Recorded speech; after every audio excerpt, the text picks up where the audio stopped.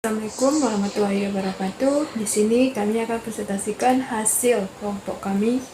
Saya yang bernama Rahmayani dengan NIM 220510-2014. Perkenalkan, nama saya Enintia Karina Singarimbun dari kelas MI 2D dengan NIM 22051020047. Nama saya Antumunte dengan NIM 2205102004.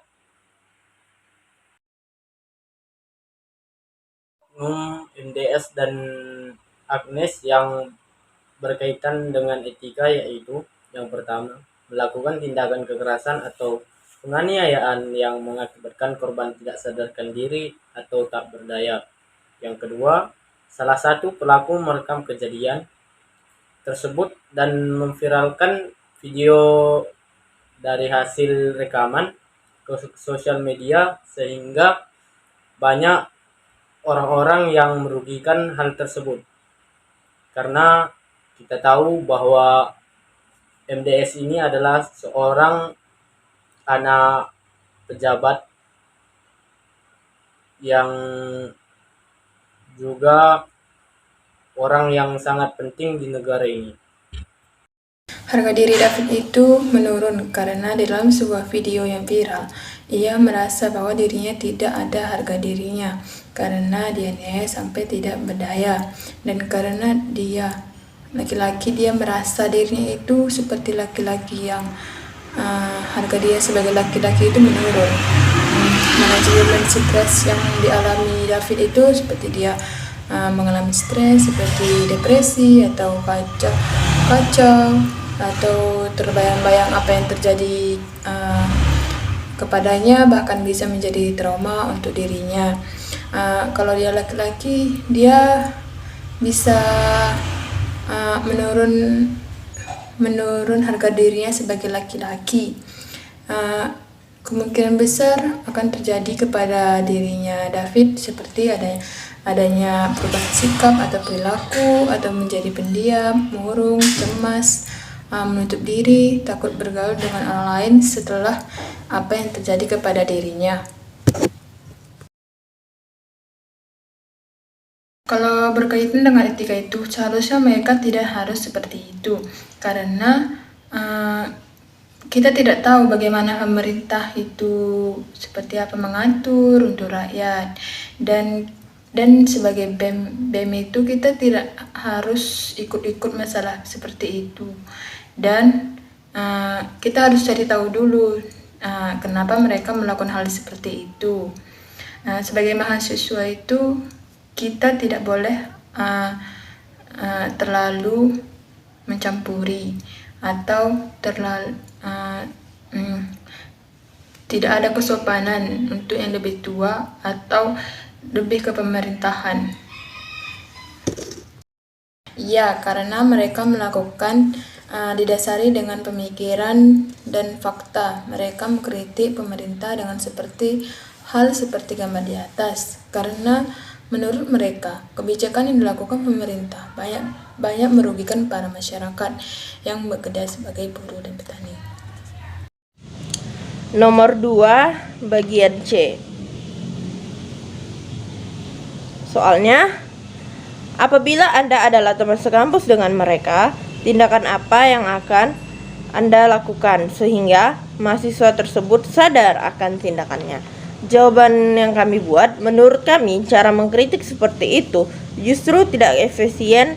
Setelah beberapa pihak justru akan menyuburkan mahasiswa tidak beretika ketimbang menjawab kritikan tersebut dengan argumen yang substansial. Yang D, soalnya, jika Anda adalah dosen mahasiswa tersebut dan baru saja tahu akan kejadian tersebut, tindakan apa yang akan dilakukan dan nasihat apa saja yang akan disampaikan untuk menyadarkan mereka? Jawaban yang kami dapat yaitu, nasihat yang akan saya sampaikan yaitu, kita memang bebas untuk penyampaian pendapat dan aspirasi, namun kita harus juga berpikir bahwa hal yang mahasiswa buat ini adalah hal yang terlalu berlebihan dan dapat merugikan kepada mereka sendiri. Yang soalnya, apa hal-hal yang menjadi pelajaran penting dari kasus ini terkait etika, harga diri, percaya diri, dan manajemen stres?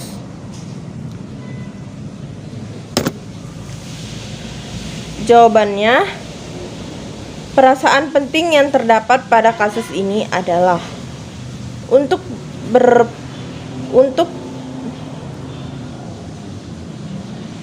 yang etika, kita tidak boleh melakukan kritik dengan secara berlebihan seperti yang kita buat. Itu dapat menyebabkan perasaan buruk dari kalangan yang kita kritik tersebut. Untuk harga diri,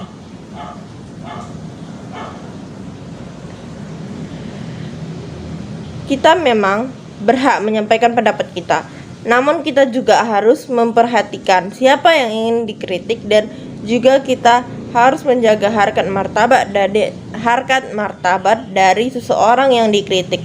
Untuk percaya diri, kita harus berani menanggung risiko dan tidak menjadi orang yang hanya ikut-ikutan tanpa mengetahui tujuan dan kegunaan dari pendapat yang kita buat.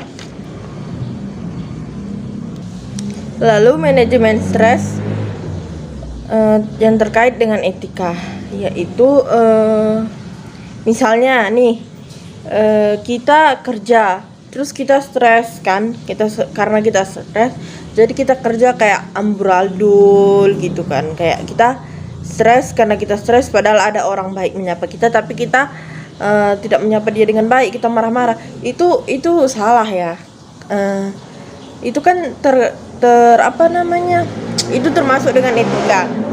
Nah, kenapa dibilang kayak gitu? Karena kan dia menyapa dengan baik tapi kita tidak menyapa dia dengan baik, kita kasar sama dia. Itu kan termasuk ke dalam etika. Di mana etikamu? Kenapa kau kasar sama orang? Padahal dia baik niatnya, tapi kita karena stres kita.